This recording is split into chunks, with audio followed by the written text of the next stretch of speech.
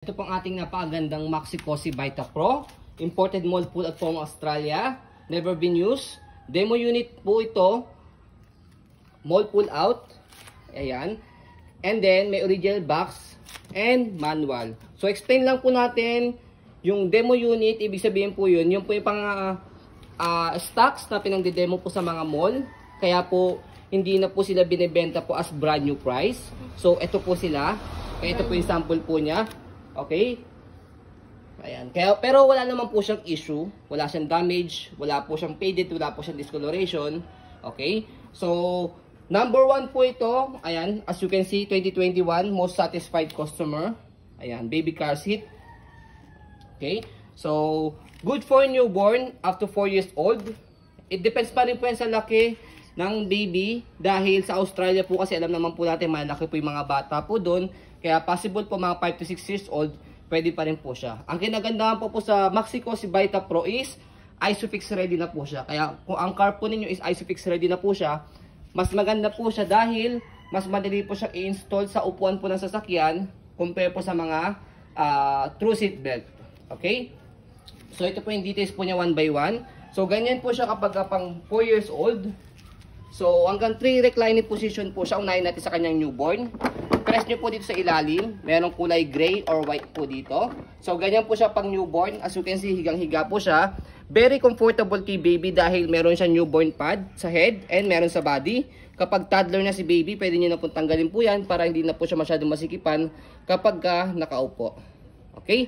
So, next natin, yung kanyang headrest. Ayan. So, itong kanyang headrest sa ununan, na-adjust po ito. Later on, adjust po natin. And then, na-adjust pa po itong kanyang side. Para at least kung sa kanya medyo maliit ang ulo ni baby, masisikipan nyo po siya. Ayan. So, press nyo po dito. Ayan. Okay? So, pag luluwagan po ninyo, press nyo na pabalik. Ayan. Okay? So, next natin, second reclining position. Ayan. Pangatlo. Ayan. And then, yung kanyang, pangatlo. Ayan. Una, pangalawa, pangatlo, pang-apat yung pinaka-toddler position nyo na po. Ayan. And then next natin, yung kanyang headrest kanina, pag i-adjust po siya, make it sure na shoot nyo po yung daliri nyo po rito. And then, angat po itong steel dito. And then sa harness po niya, atake nyo lang po siya para mag-loose. I-iksi po yung nandito po niya. And then, sa kanya po may i-adjust yung headrest niya. Ito po yung kanyang pinakamataas. Ayan. So as you can see, malaki po siya. Ayan. Ito po yung pinakamataas. Next natin. Ayan. Ayan. Ayan. Ayan. Okay. Ayan. Ito po yung pinakasagad po niya. Okay. Next natin. Okay. Para masikipan po yung kanyang harness. Ayan. So, hatakin nyo lang po ito. Ayan. So, hintayin muna natin maluwag muna. Pakita muna natin yung kanyang belt lock. Wala po yung putol. Okay. Ayan. So, luwagan muna natin ulit. Ayan. Okay. So, ayan. Maluwag na siya. Ayan. So, kapag natanggal nyo na po siya, at ilalagay nyo po si baby, ang kinagandahan pa po sa kanya, okay? So, magnetic na po dito sa side. Kahit isang parent lang po ang maglalagay kay baby po dito, kayang-kaya. Ayan. So, side natin dito yung kanyang lock, belt lock. Ayan, magnetic.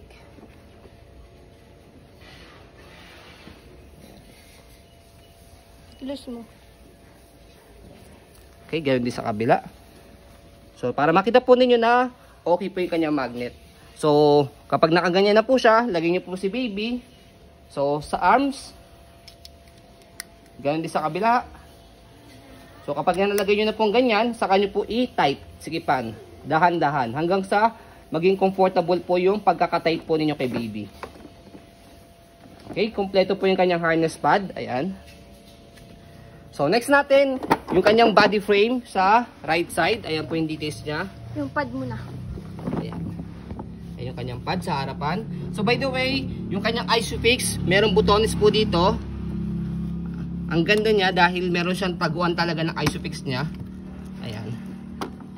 Ayan, okay. Wala pong issue yung kanyang ISOFIX. Press nyo lang po ito kapag ka i-adjust nyo po siya. Ayan. Okay. Ganun din po sa kabila. Ayan. Okay. So, lock lang natin ulit. Ayan. Next natin yung kanyang body frame. Ayan. Ito yung kanyang magnet. Ang kinagandahan pa po sa kanya, may extra support po siyang G-cell protection. Ayan. So, if in case na magkaroon ng accident or crash, so ito muna unang tatama bago po itong pinaka-plastic niya rito sa loob. Okay? So, next natin sa likod, meron po siya instruction dito kung paano po siya gamitin. Kaya, hindi po kayo mahihirapan. Plus, meron po siyang manual. Okay?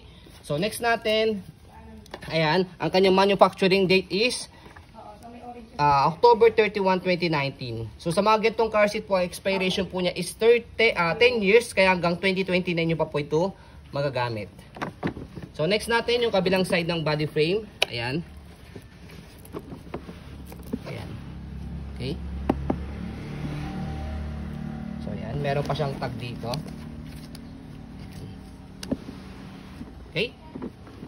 So kung nadudumihan po kayo, pwede nyo po siyang i-wash, pero kung hindi naman po, yan, sanitize nyo lang po siya and pwede nyo na po siyang gamitin. So ayun po, as you can see, very details po kami sa ayun pong pag-video. Yan.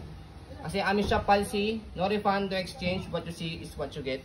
And then, by the way, ayan, as you can see, suitable from birth to 4 years approximately. Okay, dahil sa Australia, may laki po yung mga bata po doon compared dito atin sa Pilipinas. And then, ang color niya, Nomad Black. All black po yan. So yun po, maraming salamat. Have a nice day and God bless po.